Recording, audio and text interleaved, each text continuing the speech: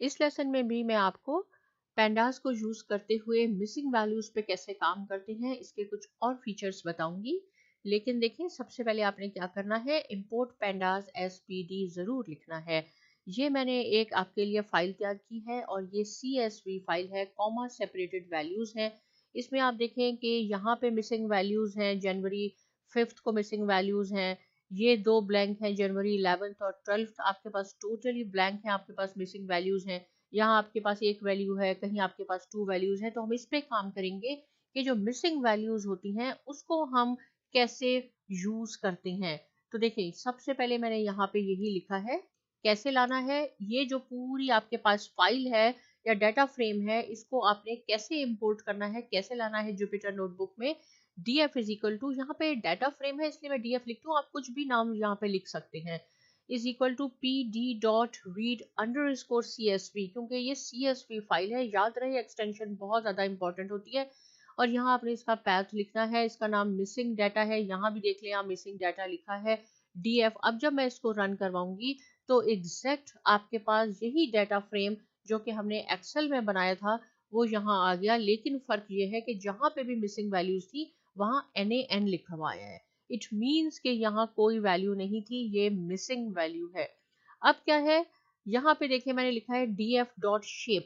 ये फंक्शन क्या काम करता है, ये आपको बताएगा कि इस डाटा फ्रेम में कितनी रोज है और कितने कॉलम्स हैं। इसको हम रन करवाते हैं तो आप देखिए यहाँ 16 रोज है और 5 कॉलम्स हैं, राइट। इसने यहाँ से देख लें, क्यों ये देखें, आप कहेंगे ये तो 15 है, क्योंकि इंडेक्स है और इंडेक्स 0 से स्टार्ट होता है, इसलिए ये यहाँ 15 शो हो रही है, अदरवाइज 16 रोज और 5 कॉलम्स है। अब यहाँ मैंने एक फंक्शन लिखा है df.isNull। isNull फंक्शन क्या करता है, ऊपर मैंने कमेंट में भी लिख दिया है, make true if there is no data. जैसे यहाँ कोई भी डाटा नहीं है, NaN है, तो जहां NaN है वहां ये आपको ट्रू लिख देगा। देखिए, फॉल्स है इट मीन्स कि डाटा मौजूद है। इज नल ब्लैंक फंक्शन क्या करता है, ये ट्रू ट्रू ट्रू लिखा, इट मीन्स कि जहां आपके पास कोई वैल्यू नहीं थी डाटा फ्रेम में वहां ये ट्रू आ गया। तो ये कौन सा फंक्शन था, इज नल फंक्शन था। अब इसका ऑपोजिट है not null, make false if there is no data, ये उसका ऑपोजिट है। अब जहां डाटा नहीं होगा वो उसको फॉल्स कर देगा। देखिए यहाँ पे अब हम इसको रन करवाते हैं तो ये हमारे पास फॉल्स आ जाएगा, जहां पे डाटा है वो ट्रू हो गया, जहां नहीं है वो फॉल्स है। तो इज नल और नॉट नल ये एक दूसरे के ऑपोजिट है। इज नल से याद रहे कि ट्रू आ जाएगा जहां कोई डाटा नहीं है, और नॉट नल उसका ऑपोजिट है।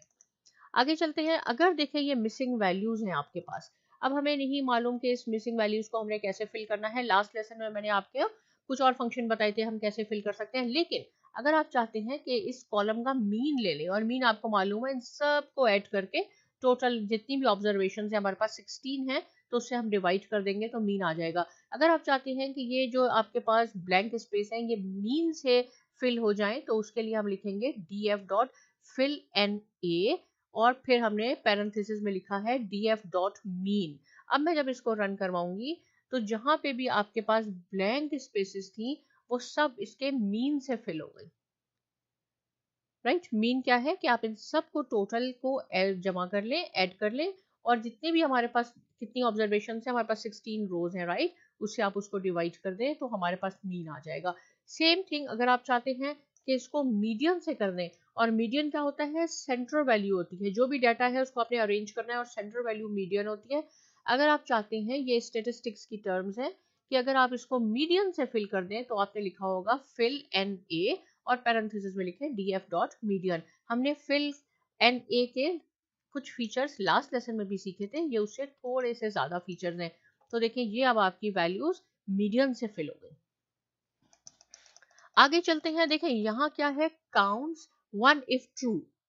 यहाँ पे एक फंक्शन मैंने लिखा है df.isNull, राइट, वही फंक्शन है। इज नल क्या करता है, अगर मैं ये सम ना लगाऊं, ये फंक्शन नहीं लगाऊंगी तो क्या होगा, जो भी आपके पास मिसिंग वैल्यू है वहां ट्रू ले आएगा। और अगर मैंने इसके साथ डॉट सम भी लगा दिया, राइट, ये हमने अरिथमेटिक का फंक्शन लगा दिया इज नल के साथ, तो क्या होगा, जहां पे भी आपका ट्रू होगा, ट्रू को ये 1 काउंट करता है, फॉल्स को ये 0 काउंट करता है। तो ये फंक्शन आपको बताएगा कि हमारे डाटा में जो हमारे पास कॉलम्स है उसमें कितने ट्रू हैं, यानी कितने हमारे पास, यहाँ से मैं आपको समझा देती हूँ। देखिए इसको हम ओपन करते हैं, पहले हम स्टडी का लेते हैं, राइट। स्टडी में ये है हमारे पास कितनी अननोन वैल्यू है, ब्लैंक है, ये देखिए 1 2 3 4 5, तो इसने 5 दिया।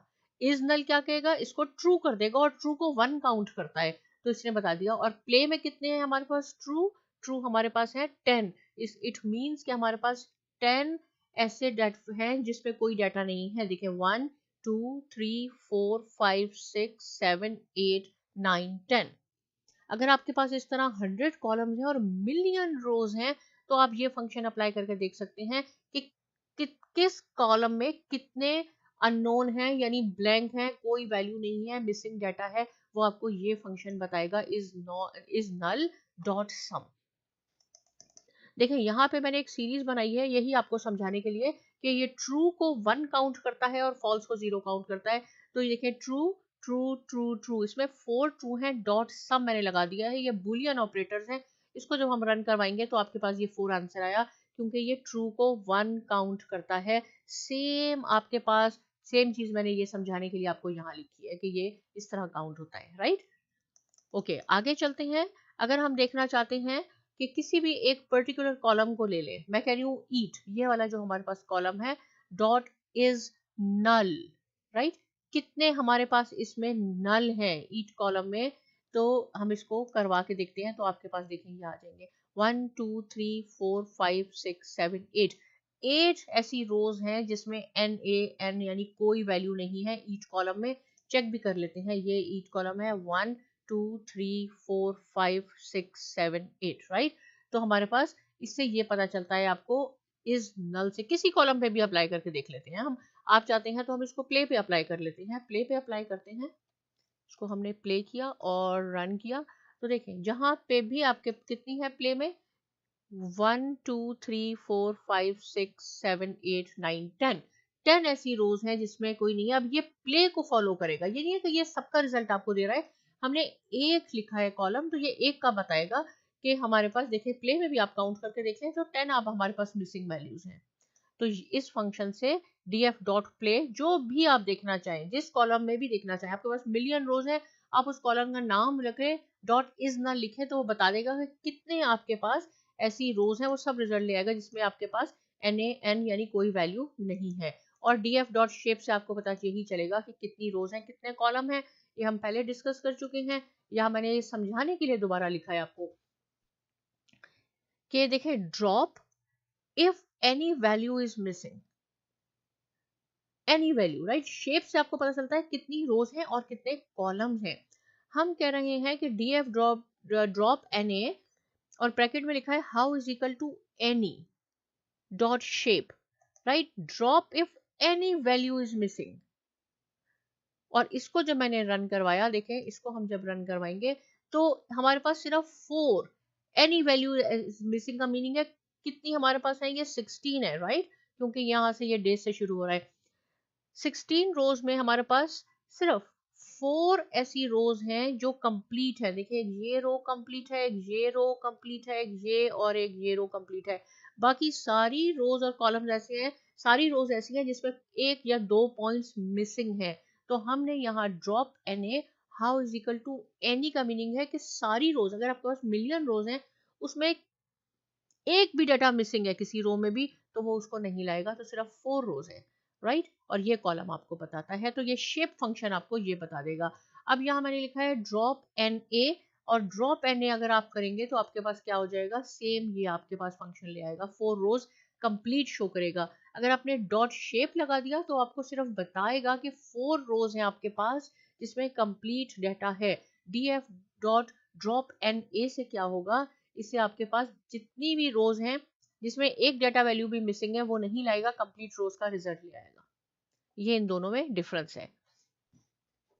आगे चलते हैं। देखें यहाँ हमने यूज किया है कि df drop Na subset is equal to study and play. जरूरी नहीं है कि आप सबको चेक करें कि इसमें रोज मिसिंग है। हमने कहा स्टडी और प्ले में how is equal to any, इन दोनों कॉलम्स में अगर एक वैल्यू भी मिसिंग है तो उसको वो आप ड्रॉप कर दो। और डॉट शेप को जब आप हम रन करते हैं तो वो बताता है कितनी ऐसी रोज हैं। तो स्टडी और प्ले में देखिए 1 2 3 4 5 5 रोज है जिसमें कंप्लीट डाटा है, बाकियों में एक या तो प्ले मिसिंग है या स्टडी मिसिंग है। तो ये शेप ये बताएगा कि कितनी रोज हैं जिसमें कंप्लीट डाटा है। लेकिन अगर आप उसको देखना चाहते हैं तो आपने शेप को इसको आपने डिलीट कर देना है, बाकी एज इट इज लिखे drop rows if missing values are in the study and the play column. तो हमारे पास ये आपके पास डाटा आ जाएगा कि जैसे 5 रोज हैं जिसपे कंप्लीट डाटा है स्टडी और प्ले में, राइट। और यहाँ देखें how is equal to any, यहाँ how is equal to all, इन दोनों में फर्क है।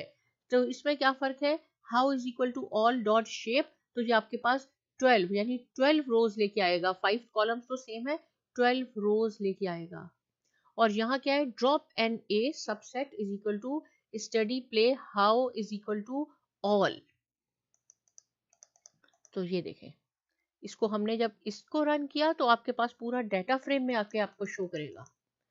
लेकिन जब हमने इसको शेप का वर्ड लगा देते हैं तो ये सिर्फ आपको रोज बताएगा कि कौन सी ऐसी रोज है how is equal to all जिस पे अप्लाई होता है, और उसको यहाँ पे इसका डाटा फ्रेम शो करेगा, राइट। तो हमने इस लेसन में पेंडास को यूज करते हुए मिसिंग वैल्यूज पे काम किया है। अब आपकी प्रैक्टिस कीजिए, कुछ और फीचर्स हैं जो मैं नेक्स्ट लेसन में बताऊंगी। साइमा एकेडमी को जरूर सब्सक्राइब कीजिए और बहुत शुक्रिया।